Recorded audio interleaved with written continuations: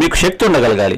కొంత వయసు వచ్చిన తర్వాత వెంటనే మోకాళ్ళ నొప్పులు, కీళ్ళ నొప్పులు, కాళ్ళ నొప్పులు, నడు నొప్పి అని చెప్పేసి మీరు అనారోగ్యం పాలైతే పిల్లలు ఏ విధంగా వాళ్ళ ఉద్యోగాలని, వాళ్ళ వ్యాపారాలని వాళ్ళు మనశ్శాంతిగా, మనస్ఫూర్తిగా చేసుకోగలరు? ఒకసారి ఆలోచించండి.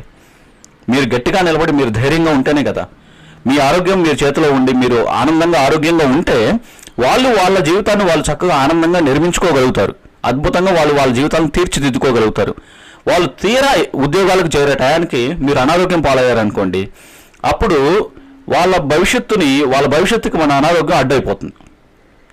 మరి అలా అవ్వకూడదంటే యోగా ఒక్కటే మార్గం. అదే మీకు స్ట్రెంగ్త్ని ఇస్తుంది. బోల్డ్ వీడియోస్ పెట్టున్నారు, చక్కగా మీరు అన్నీ చూడండి, ఆలోచించుకోండి. మీకు ఏది తగు అన్ని 10, 20, 30 ఆసనాలు చేయాల్సిన అవసరం లేదు. జస్ట్ 1, 2 ఆసనాలు తీసుకుని అది ప్రాక్టీస్ చేయండి చాలు. మీకున్న సమస్యలకు ఏ ఆసనం కరెక్ట్గా ఉంటుందని తెలుసు.